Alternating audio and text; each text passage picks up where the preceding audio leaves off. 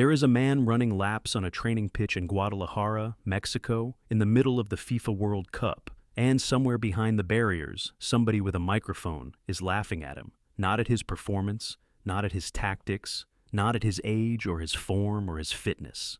They are laughing at the fact that this man, the captain of his national team, one of the best footballers his country has ever produced, a player who spent 2 years completing mandatory military obligations after winning gold at the Asian Games, did not, in their opinion, serve his country properly enough. The microphone catches it. The camera captures it. Someone leaks it to the internet.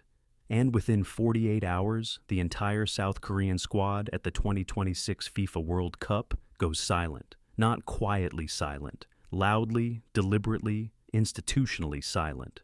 The team's press chief resigns. Planned interviews are canceled.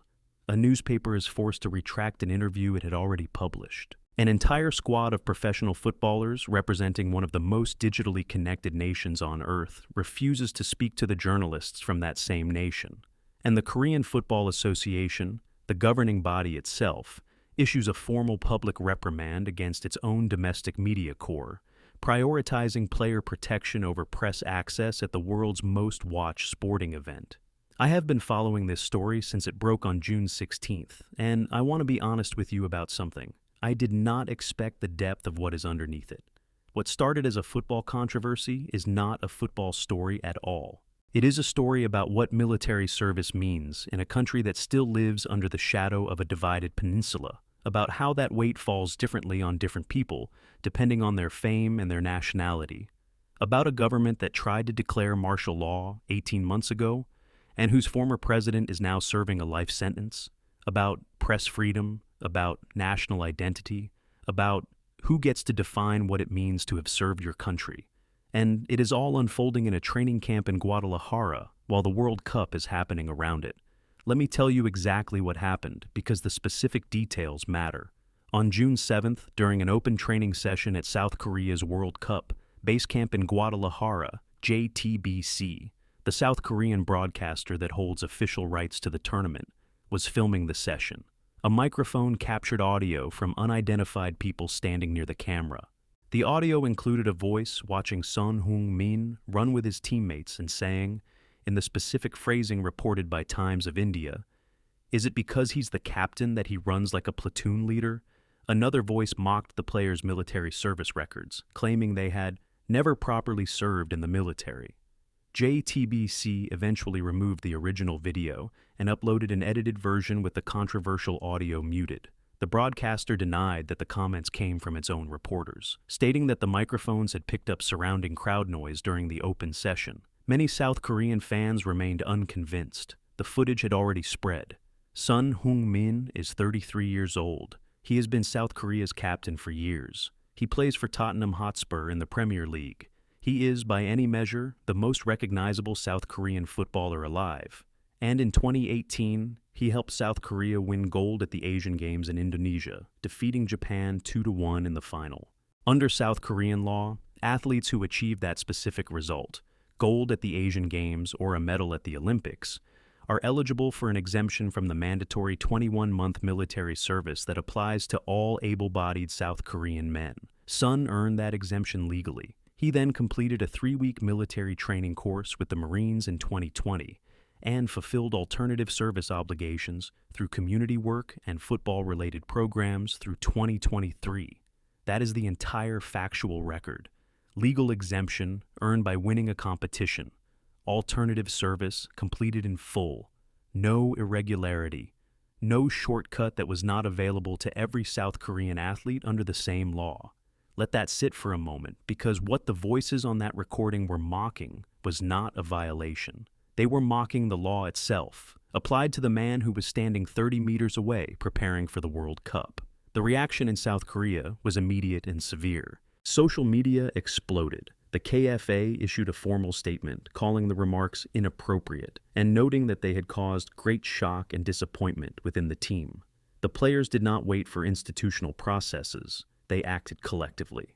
According to multiple reports confirmed by Reuters, Al Jazeera, and The Athletic, South Korean players stopped speaking to domestic journalists outside of official FIFA-mandated media commitments. A planned individual interview with midfielder Hwang In-beom, who had scored a goal and provided an assist in South Korea's 2-1 victory over the Czech Republic, was abruptly cancelled at the training ground, officially attributed to scheduling conflicts. Sources on the ground told reporters it was a deliberate rejection.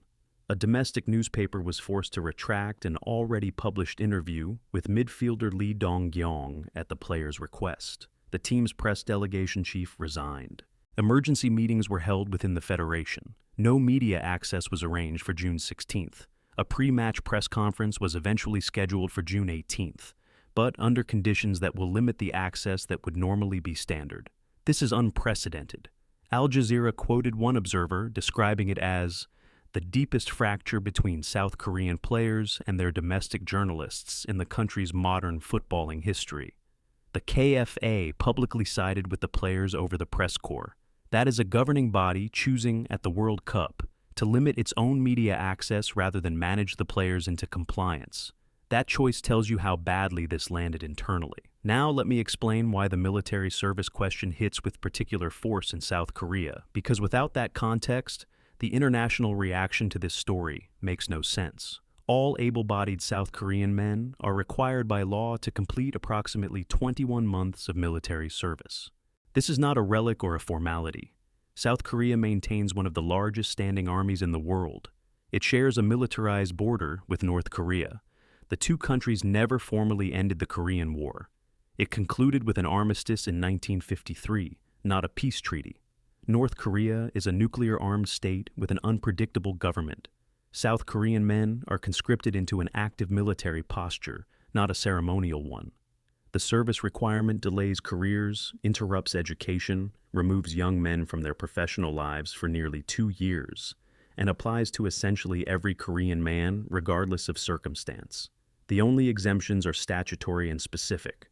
Olympic medalists, Asian Games gold medalists, and high achievers in certain classical arts recognized by the state as contributing to national prestige.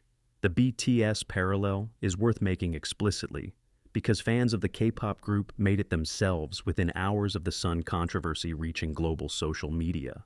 BTS spent years at the center of a parliamentary debate about whether globally successful K-pop stars deserved the same kind of exemption or deferment that classical musicians and elite athletes receive.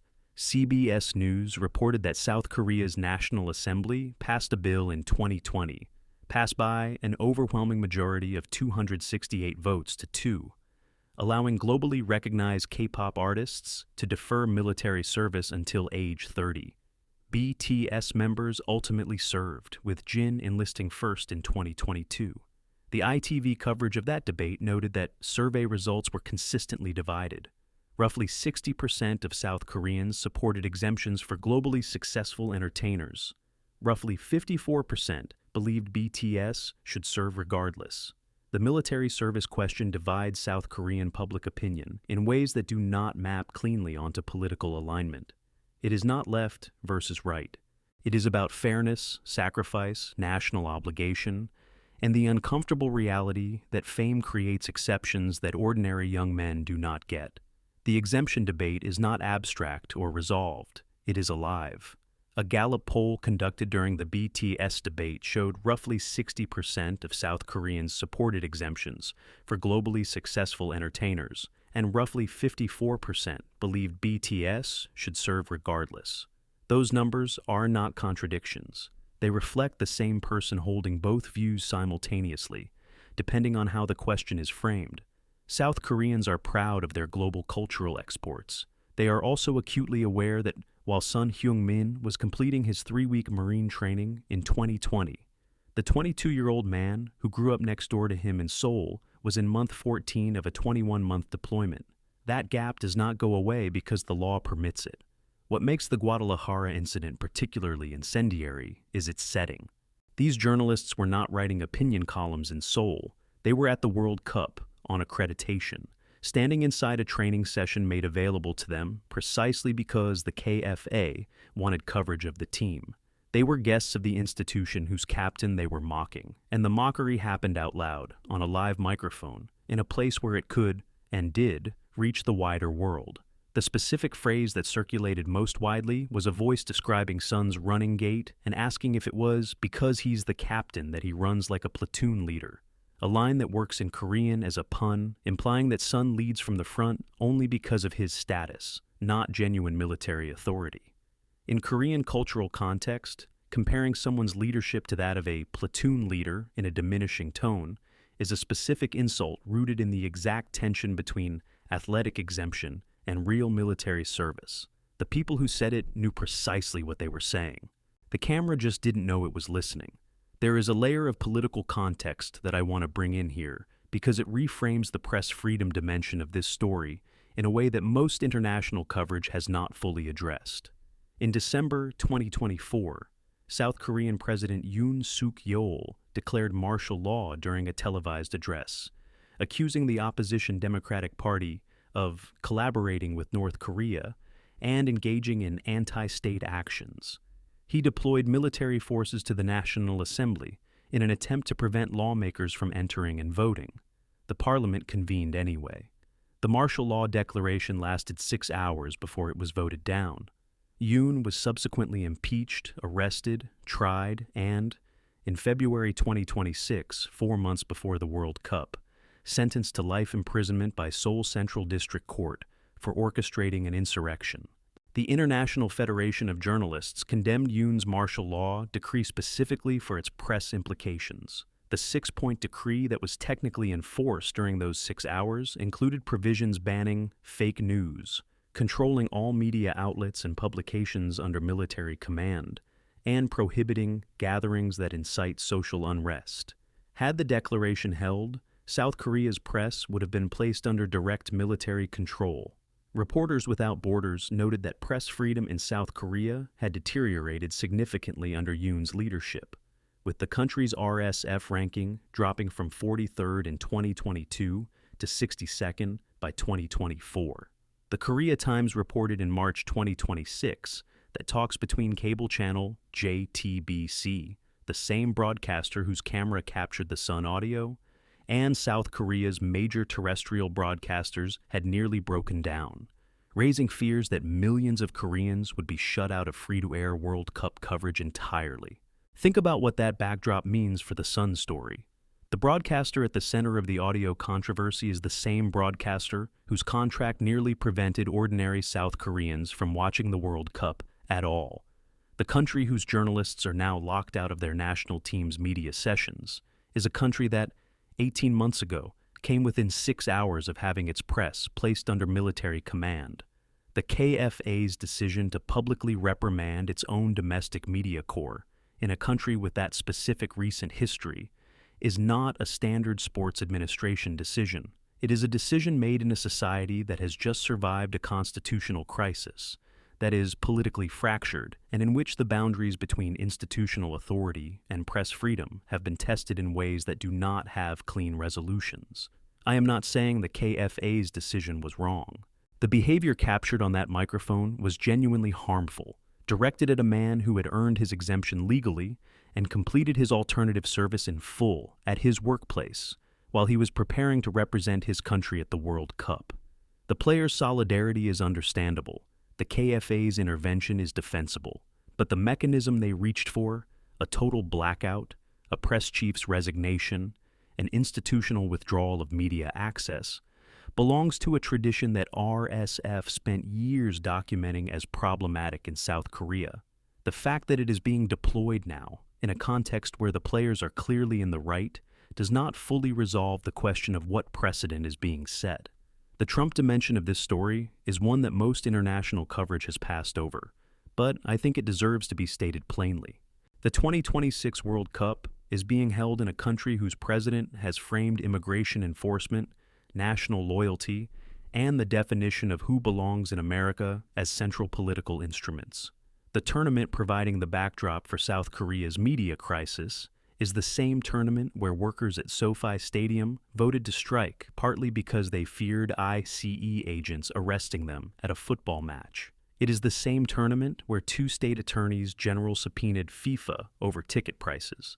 It is the same tournament where the opening ceremony on American soil was declared a full house by a stadium announcer, while cameras showed empty, expensive seats. South Korea's crisis fits into that broader picture, not because it has a direct American political cause, but because it illustrates what happens when the political pressures surrounding a sporting event are not managed. When the weight of a country's domestic politics, its unresolved debates about obligation and identity and who is owed what, travel with the team to the tournament and erupt in a training session in Mexico. Every nation at this World Cup brought something with it beyond a squad list. South Korea brought its martial law aftermath, its press freedom deterioration, its military service fractures. The United States brought its immigration enforcement climate and its ticket pricing investigations. And FIFA brought a $13 billion commercial operation that declared all of it welcome and none of it its problem. The football continues. South Korea defeated the Czech Republic 2-1 in their opening group match. Hwang In-beom, with the decisive performances that his canceled interview was supposed to discuss. They now face Mexico on June 18th in Guadalajara, in the same city where all of this began, in the stadium that was full and roaring the night Mexico beat South Africa. A win or a draw keeps South Korea firmly in contention in Group A. Son Heung-min has said nothing publicly. He has trained, he has led, he has run his laps, at whatever pace he judges appropriate, and he has let the institution around him manage the fallout while he focuses on the only thing he can actually control, which is the match. I find something quietly significant in that. Not because silence is always the right response, but because the controversy was specifically about whether he had served his country correctly, and his answer, the only answer he appears willing to give, is to keep showing up and playing. What I cannot fully resolve, and what I want to leave with you, is this. In a country that tried to declare martial law 18 months ago, in a media environment that has been deteriorating for years, in a tournament that has already generated controversies about press access, ticketing investigations, visa denials, and the commercial overreach of a governing body producing $13 billion in revenue, when a national football federation chooses to silence its own domestic press corps at the World Cup over an audio recording that nobody has fully authenticated, and a government's former president is serving a life sentence for trying to do something structurally similar to the media using military force. What exactly is the line between protecting your players and controlling the story? I don't know where that line is. I'm not sure it's been drawn yet.